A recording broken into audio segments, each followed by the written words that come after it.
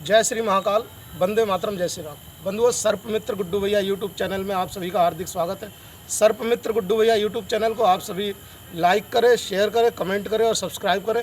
Bell icon को 2 बार ज़रूर दबाएं, जिससे कि मेरी नई वीडियोज़ की नोटिफिकेशन आपके पास आती रहे। तो बंधुओं, बरेली से लगभग 6 किलोमीटर पूर्व मोहनपुर नकटिया पुलिस चौकी के सामने मोहनपुर रोड है। तो ये छोटा मोहनपुर गाँव है। तो उसी में सबसे किनारे खेतों की तरफ बने। क्या नाम भैया आपका? मोहित मौर्य है। तो ये इनके घर में यहाँ देख सकते हैं, ये कट्टे रखे हुए हैं। अभी यहाँ रोड पूरी तरह से बनी नहीं है। पड़ोस में इधर ये टॉर्च दिखाइए उधर, ये पड़ोस में प्लाट खाली है। तो यहाँ पर ऐसे सांप जैसे जीवों का आना जाना बना रहता है बराबर। ये आइए पास में, और जो वीडियो बना रहे हैं वो ऊपर चले जाओ, ऊपर चले जाओ, टेंशन मत लो, हमारे सामने कोई बात नहीं। आ जाओ आ जाओ आ जाओ, ऊपर आ जाओ, यहाँ से ऊपर नहीं चले, ऐसे ही करके देखना बिल्कुल। इधर को नाम है दरोगा जी। तो देख सकते हैं बंधुओं, ये इस प्रकार के जीव हमारे आपके दुश्मन नहीं होते हैं, पर्यावरण का अभिन्न होते हैं।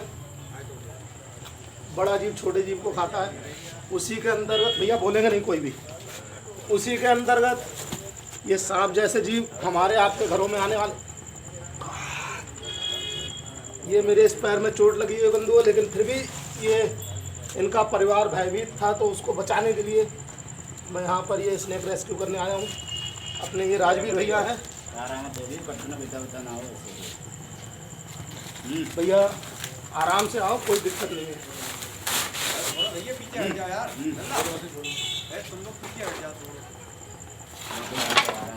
बंधुओं, इस प्रकार के जीव हमारे आपके दुश्मन नहीं होते हैं, क्योंकि चूहे जहाँ इंसान होता है वहाँ पर चूहे जैसे जीव हमारे आपके घरों में रखे हुए अनाज को खाने के लिए आते आते बने रहते हैं। और देख सकते हैं ये पटलों के नीचे कहाँ से कहाँ निकली हुई है। और ये एक नर रेड स्नेक है, जिसको आप लोग धामन या घोड़ा पछाड़ या पगहिया बोलते हैं। भैया बोलिए नहीं। तो देख सकते हैं, वीडियो बन जाने पूरी देख सकते हैं भैया, बोलिए नहीं बिल्कुल भी। बोलो कोई बात। ये बहुत ही खूबसूरत नर रेड स्नेक है बंधुओं। और मेरी इस वीडियो को देखकर कॉपी करने का प्रयास बिल्कुल भी ना करें, क्योंकि वैसे तो ये शर्मीला जीव होता है, लेकिन ये पकड़े जाने पर कहीं ना कहीं पहले एकदम मुंह पे जंप करके, भैया बोलिए नहीं, ये कहीं ना कहीं मुंह पे जंप करके काटने का प्रयास रहता है, डराने का प्रयास रहता है, और इससे कि मैं डर के इसको छोड़ दूँ। वैसे तो चूँकि आसपास खेत है, लेकिन फिर भी चूँकि उनके घर में छोटे छोटे बच्चे हैं, तो हो सकता है डर हो, और कहीं ना कहीं बाइट का खतरा तो बना ही रहता है।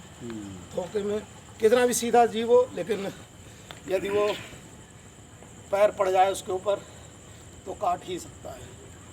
और लोगों को लग रहा होगा, विशेषकर आज का उत्साही युवा वर्ग सोच रहा होगा कि गुड्डू भैया ने तो बहुत ही इजीली इसको पकड़ लिया, लेकिन नहीं बंधुओं, ये मेरे वर्षों के प्रशिक्षण और अनुभव की बात है। क्योंकि सांपों को कैसे हैंडल करना है, ये एक प्रोफेशनल स्नेक हैंडलर ही कर सकता है, जो कि वर्षों के अनुभव के बाद आता है। और सांप बहुत ही संवेदनशील प्राणी होता है, तो वो छूने के अंदाज से इसको ये पता चल जाता है कि कौन हमारा शत्रु है, कौन हमारा मित्र है। उसी हिसाब से ये व्यवहार करता है। तो राजवीर भैया, वो उसमें एक डिब्बा होगा हरे ढक्कन का, खाली होगा, वो निकाल लाइए। तो देख सकते हैं बहुत ही, अभी लोग एक विजय रस्तोगी जी, वो अक्सर कर मेरे से कमेंट करते थे कि भैया क्या चक्कर है, आप मादा ज़्यादा पकड़ रहे हो। लेकिन आज एक ये नर रेड स्नेक है, कॉपर कलर का है, बहुत ही खूबसूरत, हैंडसम। ये बंधु, हमें इस प्रकार के जीवों को कभी मारना नहीं चाहिए। ये पर्यावरण चक्र बना हुआ है प्रकृति का, कि बड़ा जीव छोटे जीव को खाता है। उसी के अंतर्गत ये सांप जैसे जीव हमारे आपके घरों में आने वाले चूहे जैसे जीवों को खाकर हमारे आपके ऊपर, किसानों के ऊपर उपकार करते हैं। और आप देख सकते हैं इसको, कहीं भी इसकी पूंछ में कांटा नहीं है, छू करके देख सकते हैं, कोई भी कांटा नहीं है। इसके बारे में एक किंवदंती प्रचलित है, ये देख सकते हैं, कहीं कोई कांटा नहीं है। इसके बारे में एक किंवदंती प्रचलित है कि सांप, ये रेट स्नेक यानी धामन के पूंछ में कांटा होता है, इसके कोई भी कांटा नहीं है। ये बहुत ही सीधा शर्मीला जीव होता है और इसके कांटा लगने के बाद जो है सड़ने लगता है, ऐसा कुछ नहीं है।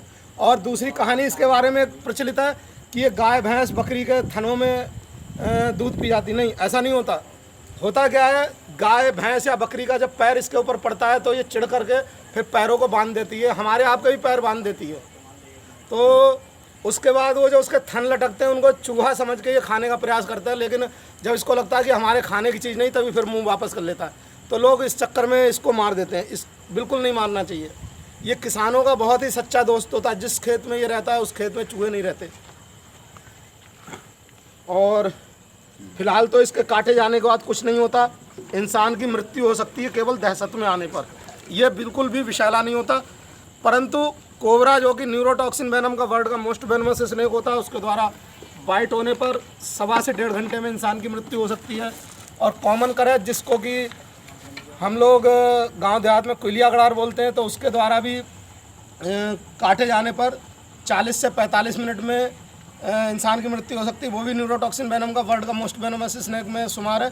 तो इसलिए उनके द्वारा कभी भी बाइट होती है तो किसी भी झाड़ फूक ओझा गुनिया तांत्रिक के चक्कर में ना पड़ते हुए आप बिना देर करे हुए अपने डिस्ट्रिक्ट हॉस्पिटल जाएं और मरीज़ की जान बचाएं, जहां पर डॉक्टर आपके मरीज़ की जान बचा सकता है इसी कोबरा सांप के जहर से बना हुआ एंटीवेनम इंजेक्शन लगा करके।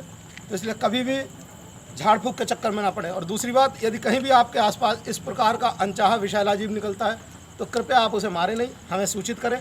मैं सर्पमित्र गुड्डू भैया इस प्रकार के अनचाहे विषैले जीवों को आपके घरों से पकड़कर पर्यावरण के संरक्षण में सुरक्षित रूप से छोड़ता हूँ। तो ठीक है बंधुओं, फिर मिलते हैं इसी प्रकार। हाँ भैया जी आइए, ये आपके घर में निकला था मोहित भैया, ये मोहित मौर्य जी, इनके घर से मैंने अभी रेस्क्यू किया है। तो मोहित भैया मैं पूछना चाहूँगा, जिस समय पकड़ा नहीं गया था तो उस समय आप लोगों को कैसा लग रहा था? बहुत डर लग रहा था और मैं काम पे से आया, मेरे बच्चे सब इधर खड़े हुए थे। और वैसे भी अड़ोस पड़ोस के बच्चे, क्योंकि यहाँ मैदान है, ये खेलते ही होंगे यहाँ पर। और अभी कैसा महसूस कर रहे हैं? अब बहुत सुरक्षित महसूस कर रहे हैं, सुकून। तो ठीक है बंधुओं, फिर मिलते हैं इसी प्रकार से किसी अन्य जीव का जीवन बचाते हुए। तब तक के लिए जय श्री महाकाल, वंदे मातरम, जय श्री राम, जय हिंद।